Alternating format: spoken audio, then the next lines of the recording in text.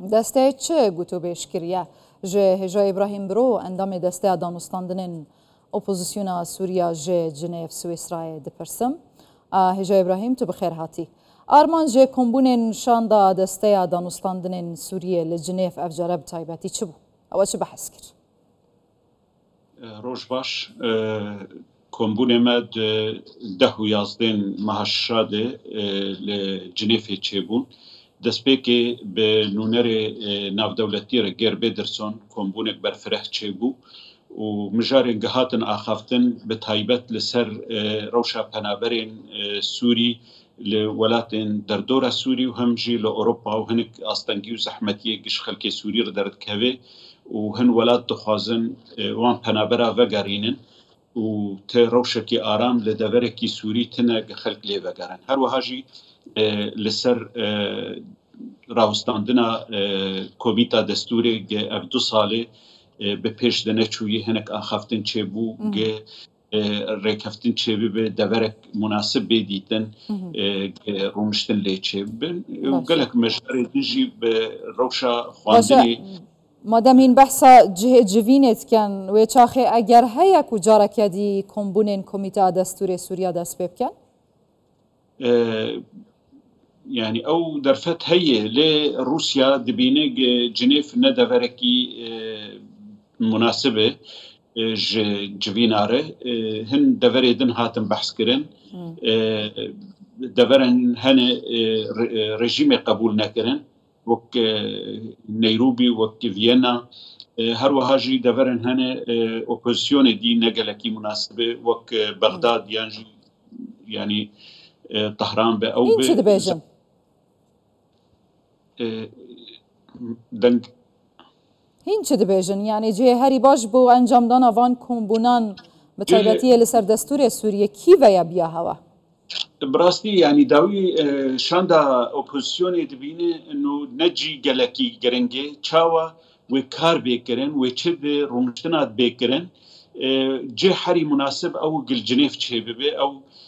دبریارا ناف دولتی جی وهاي يعني لجنيف چه به لي وقتي امكار بن لسر اجندي رونشتنا لهفدو بكن جي رونشتنه تو ناب بروبلم رونشتنه باشه بتایبتی جوین دسته دگل جگیری هاری کاری وزیر دروی امریکا او بحثاوی چکر و برسواوی چه بو لسر تایبتی دنیا که قیرانان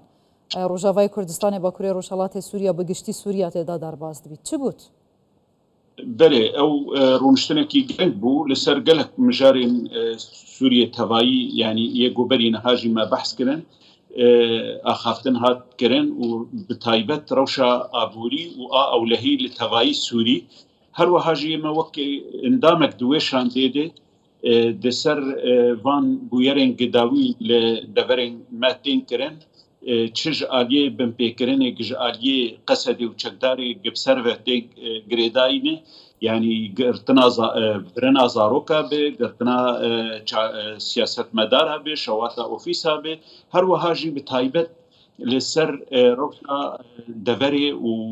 او نرخی گشگنم راحتی دانی و چاوا خلق نرازینه جالی کی دیجی لسر هلبجارتنه گه ریوبریا خسر دخوازه بکار بینه برفرهی اوجی خافتن لسربو نرینا امریکاجی گوت ام گهدارن مسئله بن پیکرنه دیجی انجمنه و دوستوی تین کرن هر وهاجی ما جبری نهاجش قصد روبوتی گرک برنه زاروکا جی تنبن جالی کی دیج بو هلبجارتنا بوت اما ما داخویانیا خود درخستی هلبجارتن دمها یعنی دوی دما توید چینه بو ام دبیدن گرک يعني دمها حيشتاجي نا وقتكي مناسبة أو هالبجارتن شيء ببن شيء رجيم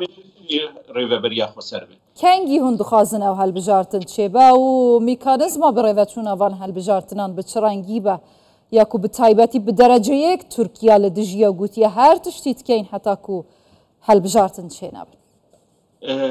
نتركيا تاني لدجه حمو آلية ناف دولتي جي تأييد نكرنه تو آليكي سوري جي تأييد نكري بريارك ناف دولتي هي جه هل بجاردنك لسوريا چه ببه دەوێ یان دەستورێک هەبێ یان عقدێک اجتیماعی وەگەی ئیرۆ ڕێڤەبەری بێژە عقدامە اجتیماعی ئەو عقدا اجتیماعی شەرعیەتێک خۆنەستەندیە ئەرێکردنا تۆ ئالیە سیاسی تێتنە شێورە تۆ ئالیە سیاسی تێتنە ji ber wilo jî rewş aniha li gor biryara navdewletî li deverekî Sûrî ji bo hilbijartina munasib tune boçî li dijîvan hilbijartina ne di demekî de hindek lanên dî siyasetmedarên dî hene dibêjin ev hilbijartin dê rîformekê yasayî bi xwe bigirîtin li Rojavayê Kurdistanê û derfeteke mumkin e dubare nebîtin. Tu hilbijartin berî rêkeftinê siyasî û berî çareseriya siyasî li ti deverekî Sûrî çê bibe ew soltagil wê derê ew yê îdare dike li gorî xwe tenê çê dike aniha sibe rejîma Sûrî jî hilbijartinê meclis şe'b çê bike li gorî xwe tenê çê dike û rêveberî jî çêke berê hatî xuyanîkirin wê kî derkeve û kî alî derkevin û kî dernekevin باشه هێژا ئیبراهیم برۆ ئەڤا مەترسیان لەسەر سبەڕۆژە ڕۆژاوای کوردستانی باکوورە ڕۆژهەڵاتی سووریە زیاتر ناکەتن بە تایبەتی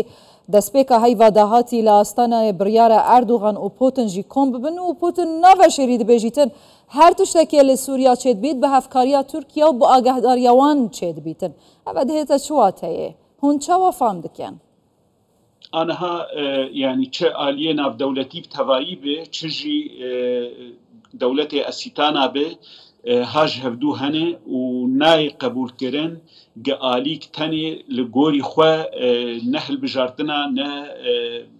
çi karekî dibe li gorî xwe tenê bike û ew metirsîkê mezin li ser devera me çê dike ne Rusya qebûl dike ne Tirkiye qebûl dike ne rejîm qebûl dike ne opozisyon qebûl dike yanî tenê rêveberî dixwaze bike û Tirkiye nehiştiye ev